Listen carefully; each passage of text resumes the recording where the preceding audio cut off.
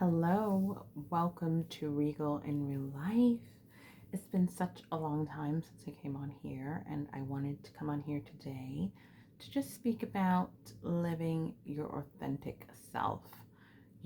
Finally just doing what it is that you want to do and not worrying about what others think.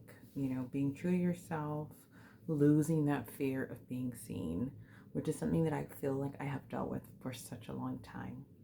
And I'm not going to sit here and say that I have solved it as yet. I'm still working through it. But what I will say is that I am finding it easier and easier to be myself. I no longer feel a need to fit in. I don't mind being different and standing out. And I actually revel in the fact of my differences and who I am, which, it's probably taken me a long time to get here, but I'm happy to finally be here. Like, even right now, coming on here, barefaced. And, before that was something that might have really made me feel some type of way. But I realized, you know what?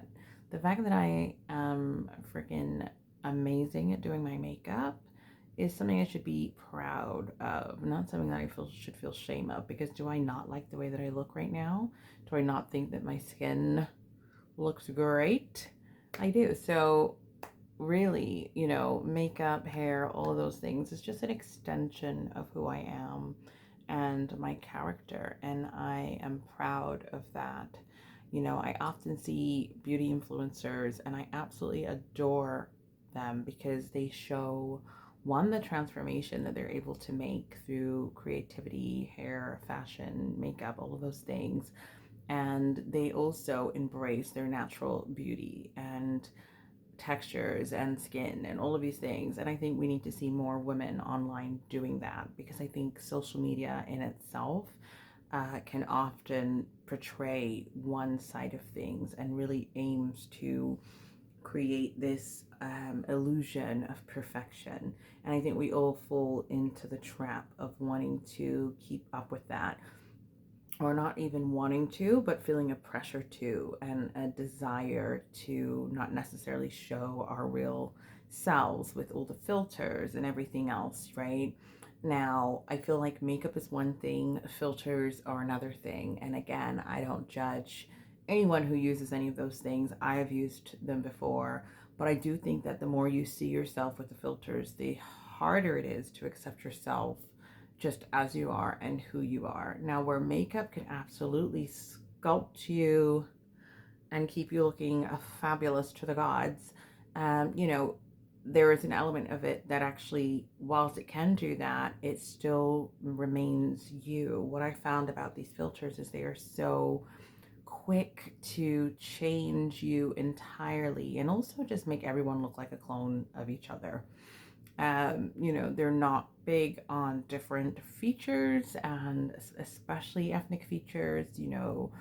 It tries I say ethnic features, full lips, yeah, sure, they'll happily make everyone have fuller lips, but darker skin tones, wider noses, all of those things, like, it tends to whitewash you and give you a look that is not, monoracial, unambiguously a black woman. Do you know what I mean? So, yeah, and I just finished, filming some songs, just me singing, having fun, not posting them, at least not now. Um, just singing on TikTok, and I did not want to get my makeup on, but I kind of was like, yeah, you know what, let's just put a filter on. And if I do ever post these, because I tend to sing, record myself, and never post them anywhere. And again, that goes back to that fear of being seen.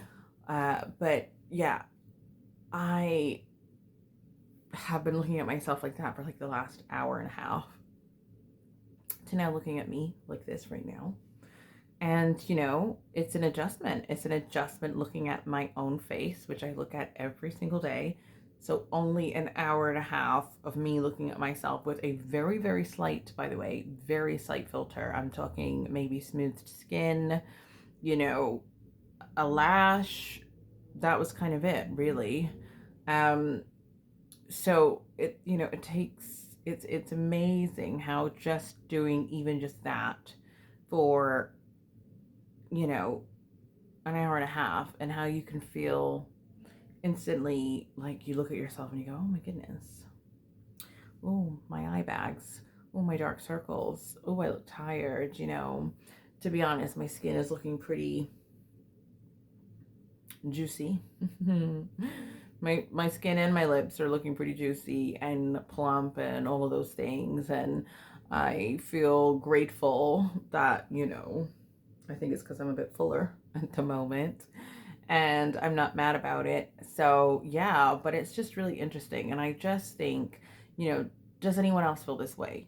Do you tend to use filters or not use them? Because I'm very, I don't want to say new to social media, but I definitely am a returnee, is that a word, to social media. And I have been off of it for such a long time. And I have, one, aged, grown, changed, become a mother, etc., etc. And I feel so much more comfortable in myself and who I am and my accolades and all my other achievements, and who, that somehow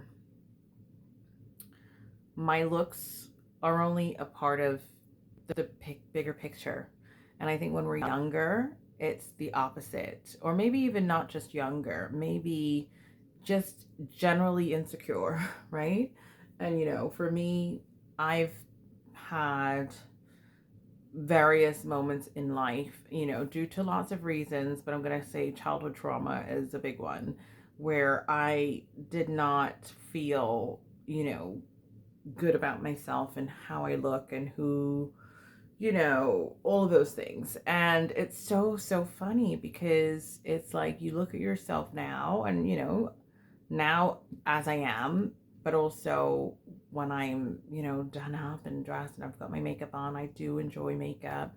And I think to myself, wow, like, why were you so hard on yourself? How did you learn to see yourself in the way that you've seen yourself in the past? And obviously, I know there's a lot to that. I've named trauma, but also, just social conditioning and what we are taught, and especially growing up in the 90s, what we were taught was beautiful or attractive, was not necessarily the monoracial Black woman, right? So, now I can objectively look at myself and feel more positive and go, and also I think I spent a lot of time in my kind of early 20s, gigging in bands, music, and I was always token Black girl. I'm always a token, and even now at work, token. But anyway, in my friendship circles, things like that, I was always a token Black girl. And I think that alongside societal conditioning on what is attractive, and growing up, as they say, in the 90s, which, by the way, I had some beautiful, beautiful, stunning, stunning Black women that I looked up to, in what we would say the Black community, Black movies, etc., etc. Like, we had all the baddies in the 90s. So that is even why it's even more ridiculous to think that somehow you still end up with this weird perception and conditioning about who you are as a person, and what is beautiful and what is not beautiful, and how you either fit or don't fit into that category. So yeah, it's a number of things. Life tends to do a number on many of us, but it's just so wonderful to be out on the other side of that. And I am embracing aging, embracing, filling out, embracing gray hairs, embracing it all, and trying new things, experimenting. I had I had some nails on the other day, but I had to take them off because I just didn't feel very productive. I loved them, they were beautiful, but I just didn't feel like I could be productive at work and in life, with small children. So, any tips on how I can get better at that? Is it just something that you get used to?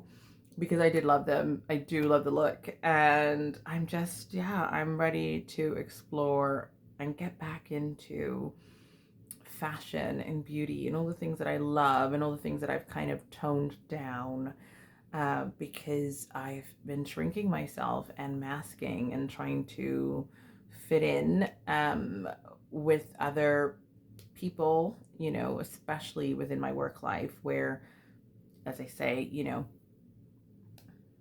I've said it many times before, I'm tokenized. And, you know, I think Black women have a very, um, you know, not all Black women, because we're not a monolith, but we have a specific way of, you know, presenting ourselves to the world. And perhaps we're under more pressure in that regards to present ourselves in certain ways. And again, maybe that goes back to societal conditioning about what is beauty, what is attractive, what is pretty, and how, you know, historically and traditionally, you know, white women have been put on a pedestal just, you know, just for simply being white women or having fair skin or, you know, hair textures, all of those types of things. So, you know, perhaps it's that as a Black woman, sometimes we feel like we, you know, need to do more or showcase ourselves, or we just like to embrace our culture and our own beauty